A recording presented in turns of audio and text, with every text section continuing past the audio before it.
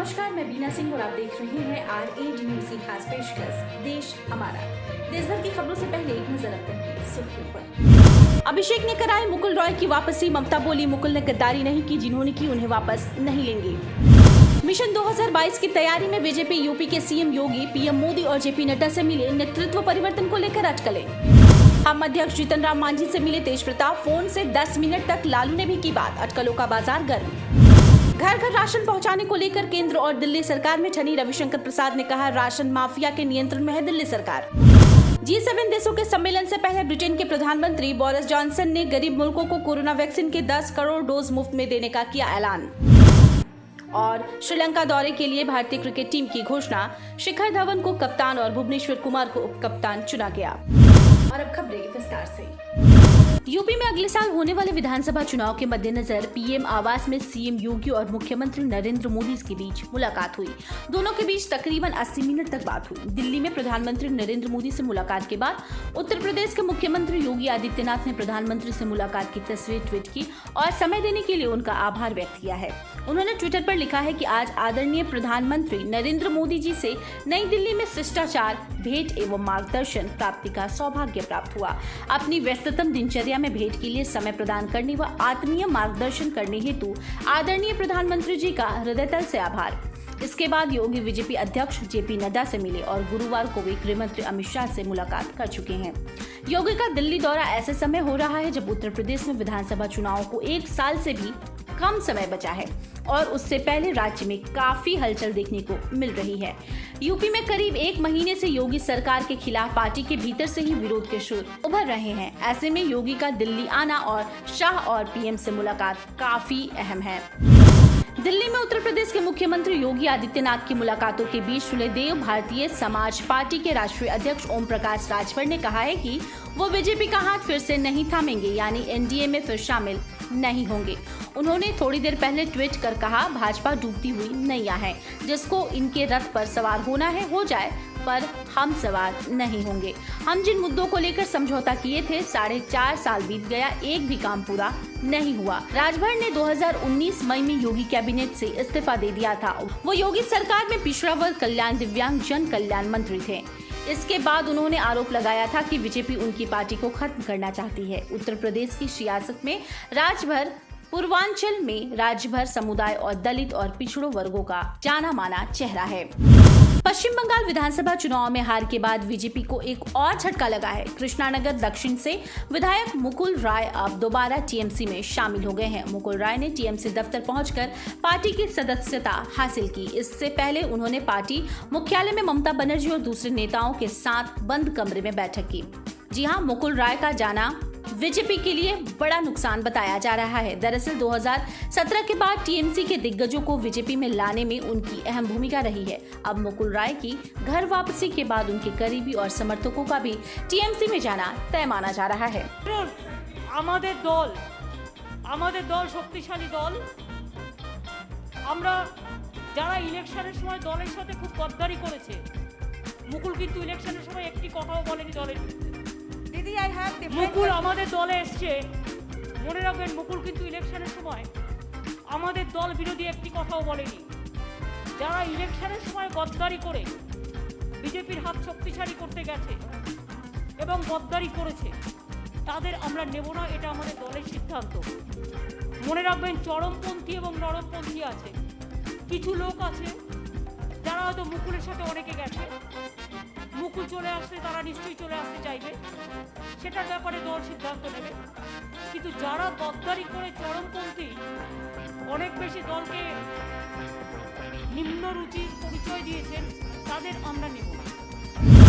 क्या बिहार के सियासी गलियारे में कोई बड़ा उलटफेर सामने आ सकता है? ये सवाल इसलिए उठे हैं क्योंकि आरजेडी सुप्रीमो लालू प्रसाद यादव के जन्मदिन पर बड़ा राजनीतिक घटनाक्रम सामने आया है। आरजेडी मुखिया के बड़े बेटे और पार्टी के विधायक तेज प्रताप यादव शुक्रवार को पूर्व मुख्यमंत्री जीतन राम मांझी से मिलने उनके आवास पर पहुंचे हैं। बताया जा रहा है कि उनकी ये मुलाकात एक बंद कमरे में हुई है, जिसके बाद चर्चा शुरू हो गई है कि आखिर उनकी इस मुलाकात की वजह क्या हो सकती है। और बुलेटिन में आगे बढ़ने से पहले रेड नेटवर्क की खास पेशकश न्यूज स्केल। और आज न्यूज स्केल में हम स्कैन करने वाले हैं लालू प्रसाद यादव के अब तक के सियासी सफर को। पूर्व मुख्यमंत्री और आरजेडी सुप्रीमो लालू प्रसाद यादव का आज जन्मदिन है। वो आज अपना 74वां जन्मदिन मना रहे हैं। आपको बता दें कि सेहत खराब होने की वजह से वो इस वक्त दिल्ली में अपनी बेटी मिशा भारती के आवास पर हैं और उन्होंने अपना 74वां जन्मदिन भी वहीं मनाया है। हाल ही में जमानत पर बाहर आए लालू यादव ने अरसे बाद अपने परिवार के साथ जन्मदिन मनाया। गुरुवार रात 12 बजे के बाद उन्होंने केक काटा। इस मौके पर उनकी पत्नी राबड़ी देवी भी मौजूद रही। केक काटे जाने के बाद उनकी सबसे बड़ी बेटी मिशा भारती ने पिता के लिए इमोशनल पोस्ट लिखा। उन्होंने अपनी पोस्ट में लिखा कि पापा से ही जहां हैं, पापा जहां हैं वहीं जहां हैं, हैप्पी बर्थडे पापा।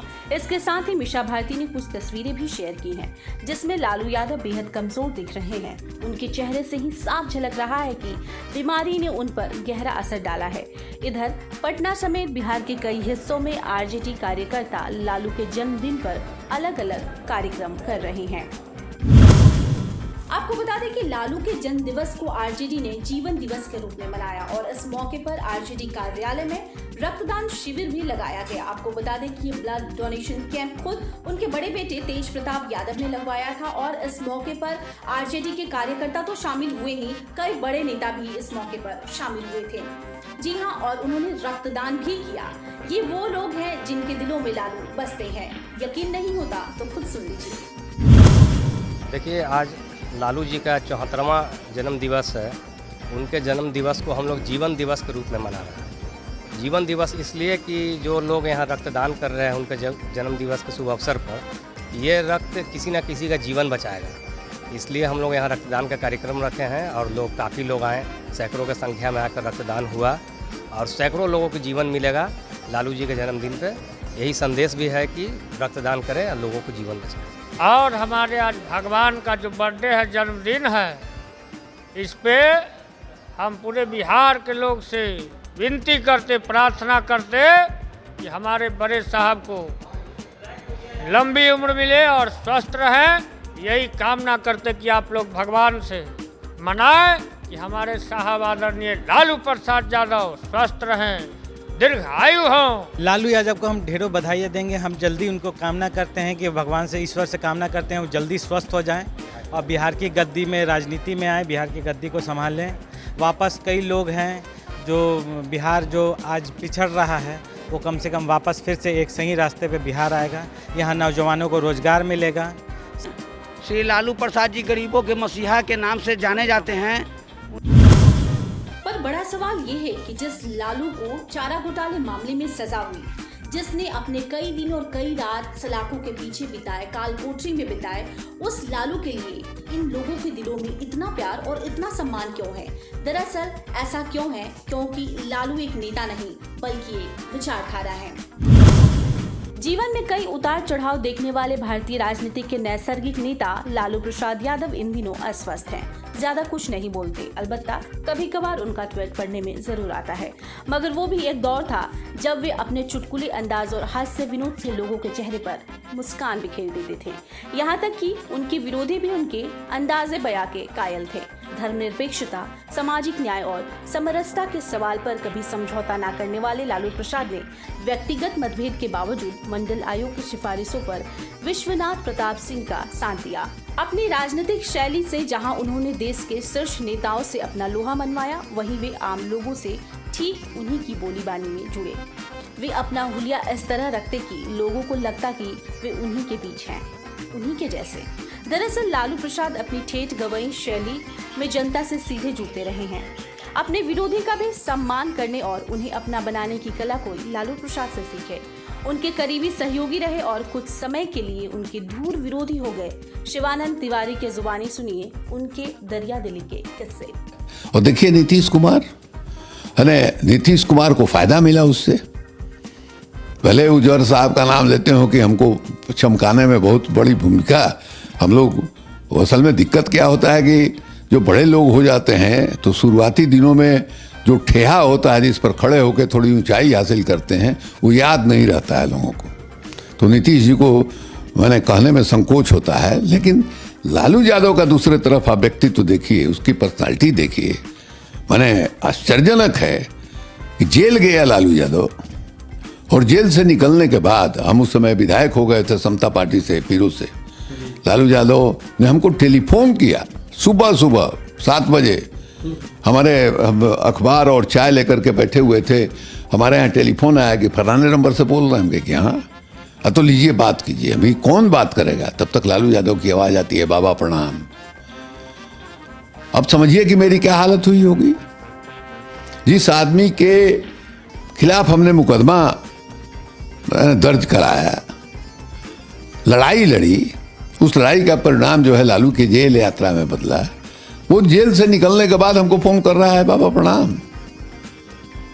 अब ये देखिए, उसकी मैंने कोई साधारण बात नहीं है, यह साधारण बात है। तो लालू के पर्सनालिटी की जो खूबी है उसका कोई मुकाबला नहीं है। और आइए अब ये जानते हैं कि गरीब गुरबा लोग लालू प्रसाद यादव को गरीबों का मसीहा क्यों कहते हैं। लालू प्रसाद ने हर जाति और जमात के लोगों को लीडर बनाया। वे भारतीय राजनीति के उन चंद नेताओं में से एक हैं जिन्होंने वंचितों और उपेक्षित वर्ग के गरीब गुरबों को न केवल सिर उठाकर स्वाभिमान से जीना सिखाया, बल्कि सत्ता में हिस्सेदारी भी दिलाई। उन्होंने दरोगा की नौकरी के लिए पैरवी कराने आए एक सज्जन को कह दिया कि तुम थाने का दरोगा बनना चाहते हो, बिहार का दरोगा बनो, और उन्हें चुनाव लड़ने की सलाह दी। उस सज्जन के पास पैसे नहीं थे तो उन्हें 1.25 लाख रुपए चुनाव लड़ने के लिए भी दिए। संयोग से वो चुनाव जीत गए। ये थे सुरेश पासवान। उस चुनाव में खर्च के बाद 25,000 बच गए। वे लौटाने पहुंच गए, कहा कि ये आपकी अमानत थी। इस पर लालू प्रसाद ने कहा, इसे अपने पास रखो, तुम्हारे काम आएंगे। पत्थर तोड़ने वाली भगवती देवी और लालू प्रसाद ने ही चुनाव लड़ने के लिए टिकट दिया और मांझी जाति से आने वाली इस मजदूर महिला को संसद पहुंचा दिया। सुरेश पासवान और भगवती देवी महज मिसाल हैं। ऐसे कई नाम हैं जिनकी तकदीर लालू ने अपने हाथों से लिख दी। उस समुदाय और जाति की न सिर्फ तस्वीर बदलने की कोशिश की, बल्कि समाज को परिवर्तन का संदेश भी दिया। तो इसलिए बिहार की केंद्र की राजनीतिक में छाए हुए हैं लालू, और उनके विरोधी चाहकर भी उन्हें धूल नहीं चटा सके हैं। यकीन नहीं होता तो देखिए पिछले 3 दशकों से कैसे बिहार की राजनीतिक में छाए हुए हैं लालू। 10 मार्च 1990 से अब तक, यानी करीब 3 दशक से ज्यादा वक्त से बिहार की राजनीति के केंद्र में लालू प्रसाद यादव ही रहे हैं। इस दौर की पूरी राजनीति गोलबंदी लालू के पक्ष या विपक्ष में होती रही है। चुनाव में हार और जीत दोनों का रिकॉर्ड लालू यादव के नाम ही रहा है। एक खासियत और ये भी रही कि इस अवधि में सभी राजनीतिक दलों ने लालू प्रसाद यादव का समर्थन किया और विरोधी भी। 1990 में लालू प्रसाद सत्ता में आए तब कांग्रेस को छोड़कर सभी दलों ने उनका समर्थन किया था। भाकपा माले की पूर्ववर्ती IPF ने उनकी सरकार को नकारात्मक समर्थन दिया था। लाल कृष्ण आडवाणी के रथ को रोकने के पहले बीजेपी भी उनके साथ खड़ी थी। मौजूदा मुख्यमंत्री नीतीश कुमार उस समय लालू के प्रमुख सहयोगी में शुमार थे। 1995 में नीतीश कुमार अलग हो गए। समता पार्टी वजूद में आ चुकी थी। लालू प्रसाद यादव की जबरदस्त घेरबंदी हुई। समता पार्टी, बीजेपी और कांग्रेस, बिहार पीपुल्स पार्टी अलग अलग चुनाव लड़ रही थी। यह सब लालू विरोधी वोटों पर आश्रित थे। अविभाजित बिहार में 325 में से 165 सीटों पर जनता दल की जीत हुई। 1997 में चारा घोटाला के आरोप में केस दर्ज होने के बाद उनका साथ जनता दल भी छोड़ चुका था। लालू ने राष्ट्रीय जनता दल के नाम से नई पार्टी बनाई और उन्हें कांग्रेस का साथ मिला। यानी जिस कांग्रेस को लालू ने सत्ता से बेदखल किया, वही उनकी सरकार बचा रही थी। 1995 से 2000 तक दौर लालू प्रसाद के लिए अच्छा नहीं रहा। 1998 में अटल बिहारी वाजपेयी की सरकार केंद्र में बनी और 2000 में विधानसभा चुनाव हुआ। आरजेडी को पूर्ण बहुमत नहीं। 7 दिनों के लिए नीतीश कुमार सीएम बने। कांग्रेस, निर्दलीय, झामुमो और वाम दलों की मदद से राबड़ी देवी मुख्यमंत्री बनी। यह सरकार पूरे 5 साल चली। 2005 में चुनाव में भी आरजेडी को बेदखल करना संभव नहीं था। अक्टूबर में फिर चुनाव हुआ और एनडीए की सरकार बनी। 2010 के चुनाव में आरजेडी महज 23 सीटों पर सिमट गया। लेकिन 2014 आते आते लालू राज्य की राजनीति के लिए अपरिहार्य बन गए। लेकिन 2019 के लोकसभा चुनाव में आरजेडी को करारी हार का सामना करना पड़ा। तेजस्वी यादव पर सवाल उठने लगे। लेकिन 2020 के विधानसभा चुनाव आरजेडी राज्य की सबसे बड़ी पार्टी बनकर उभरी और तेजस्वी की तुलना महाभारत के अभिमन्यु से की गई। राजनीति के चाणक्य नीतीश कुमार एन केन प्रकारेण मुख्यमंत्री बने। भले ही सीएम नीतीश कुमार इन दिनों आराम से सीएम की कुर्सी पर बैठे हों, लेकिन बिहार आते ही लालू कोई ना कोई दांवपेच ऐसा जरूर खेलेंगे जिससे कि सीएम नीतीश कुमार इस कुर्सी पर आराम से नहीं बैठ पाएंगे। जी हाँ, क्योंकि बिहार आते ही लालू यादव कोई ना कोई तिकड़ा अपने सियासी दांवपेच जरूर खेलने वाले हैं। लालू प्रसाद यादव 74 साल के हो गए हैं, बीमार हैं, लेकिन तमाम कानून दांवपेच के बाद जेल से बाहर आ गए हैं। सवाल उठता है कि अब आगे क्या। लालू जमानत पर रिहा होकर अभी दिल्ली में बेटी विशा भारती के पास हैं। फिलहाल कोरोना की वजह से वक्त थमा है, लेकिन लालू के जेल से बाहर आने का मतलब है शेर का पिंजड़े से बाहर होना। ऐसे में देर सवेर शेर की दहाड़ सुनाई पड़ना तय माना जा रहा है, यानी कि राजनीति का चक्का घूमना तय है। लालू आज महागठबंधन में कांग्रेस के साथ हैं। कोरोना के वर्तमान लहर के खत्म होने के बाद उनके बिहार आने की उम्मीद है। बिहार में उनकी मौजूदगी क्या राजनीतिक गुल खिलाएगी, यह तो आने वाला वक्त बताएगा। लेकिन लालू अगर एनडीए से जीतन राम मांझी और मुकेश साहनी का मोह भंग करने में कामयाब हुए तो बिहार में सियासत बड़ी करवट ले सकती है। वैसे मांझी व साहनी ने ऐसी संभावनाओं से इनकार किया है। दिल्ली सरकार के घर घर राशन पहुंचाने की योजना के केंद्र सरकार से खारिज किए जाने के बाद अब केंद्रीय कानून मंत्री रविशंकर प्रसाद ने दिल्ली सरकार पर आरोप लगाया है कि दिल्ली सरकार राशन माफिया के नियंत्रण में है। एक वर्चुअल प्रेस कॉन्फ्रेंस में रविशंकर प्रसाद ने कहा कि फूड सिक्योरिटी एक्ट के तहत भारत सरकार बड़ी संख्या में दिल्ली के लिए अनाज देती है, लेकिन केजरीवाल सरकार केंद्र सरकार पर बिना कारण घर घर राशन योजना रोकने का आरोप लगा रही है। उन्होंने दिल्ली सरकार से कहा है कि अगर उनके पास इसका कोई विकल्प है तो सरकार के पास प्रस्ताव भेजे। केंद्र सरकार खुले मन से इस पर विचार करेगी। दिल्ली सरकार राशन माफिया के नियंत्रण में है, उनके सारे फैसले। इससे पहले दिल्ली सरकार ने घर घर राशन व्यवस्था शुरू होने से पहले ही उसे रोकने का आरोप लगाया था। केजरीवाल ने सवाल किया था कि अगर पिज्जा, बर्गर, स्मार्टफोन और कपड़ों की घरों पर डिलीवरी हो सकती है तो गरीबों के घरों में राशन की डिलीवरी क्यों नहीं हो सकती। केजरीवाल का कहना था कि सरकार की दलील है कि राशन दुकान वाले इस योजना के खिलाफ दिल्ली हाई कोर्ट गए थे, इसलिए सरकार ने यह योजना खारिज की है। लोग पूछ रहे हैं अगर इस देश में पिज्जा की होम डिलीवरी हो सकती है, बर्गर की होम डिलीवरी हो सकती है, स्मार्टफोन और कपड़ों की भी होम डिलीवरी हो सकती है, तो फिर गरीबों के घरों में राशन की होम डिलीवरी क्यों नहीं होनी चाहिए।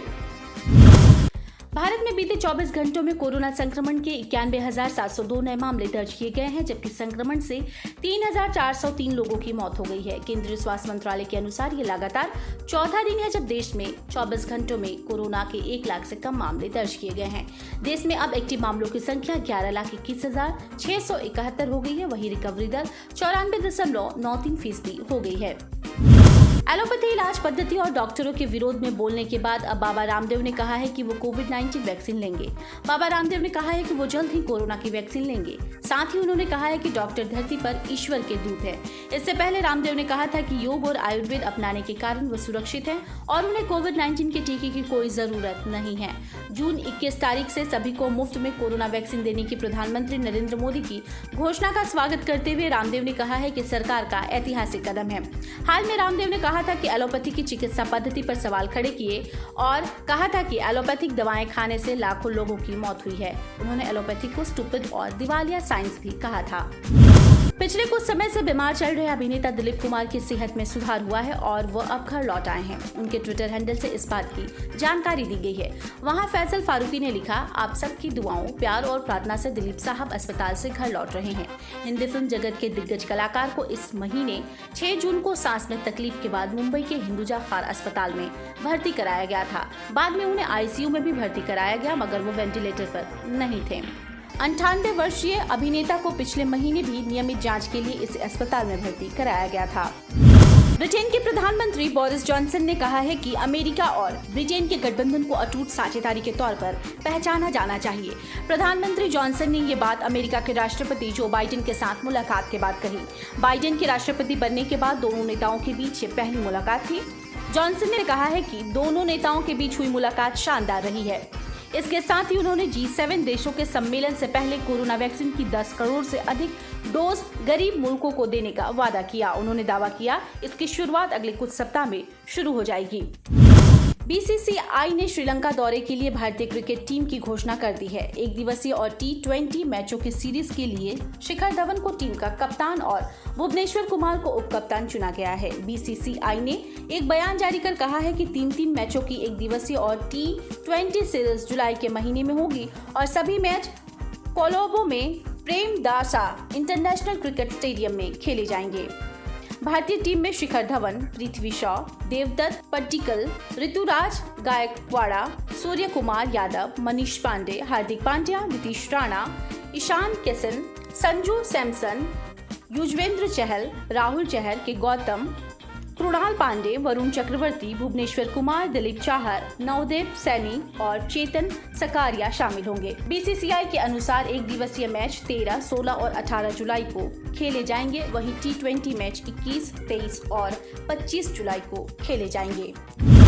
कोरोना काल चल रहा है, दुनिया भर में टीकाकरण का काम भी चल रहा है। ऐसे में हर कोई ये जानना चाहता है कि टीका लगने के बाद क्यों कुछ लोगों में दुष्प्रभाव नजर आते हैं।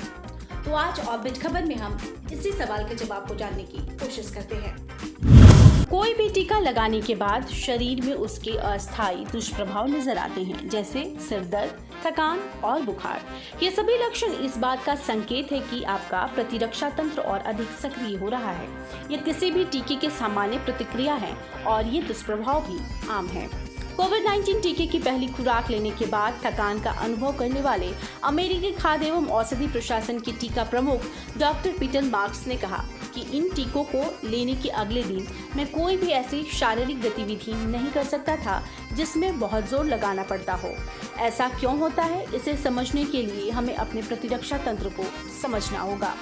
प्रतिरक्षा तंत्र के 2 मुख्य भाग होते हैं, जिनमें से पहला किसी भी बाहरी कण का पता चलने के फौरन बाद हरकत में आ जाता है। सफेद कोशिकाएं यानी WBC उस जगह पर जमा होने लगते हैं जहां बाहरी कण का पता चला है, जिससे सूजन होती है जो ठंड लगने, दर्द होने, थकान और अन्य दुष्प्रभावों का कारण बनता है। अपनी प्रतिरक्षा तंत्र की यह त्वरित प्रक्रिया उम्र के साथ घटती जाती है। यही कारण है कि युवा लोगों में बुजुर्गों की तुलना में दुष्प्रभाव अधिक देखने को मिलते हैं। इसके अलावा कुछ टीके दूसरों की तुलना में ज्यादा प्रतिक्रिया उत्पन्न करते हैं। इसका मतलब है कि हर किसी में अलग अलग प्रतिक्रिया देखने को मिलती है। अगर आपको टीके की कोई भी खुराक लेने में या 2 दिन बाद कुछ महसूस ना हो, तो इसका यह मतलब नहीं है कि टीका काम नहीं कर रहा है।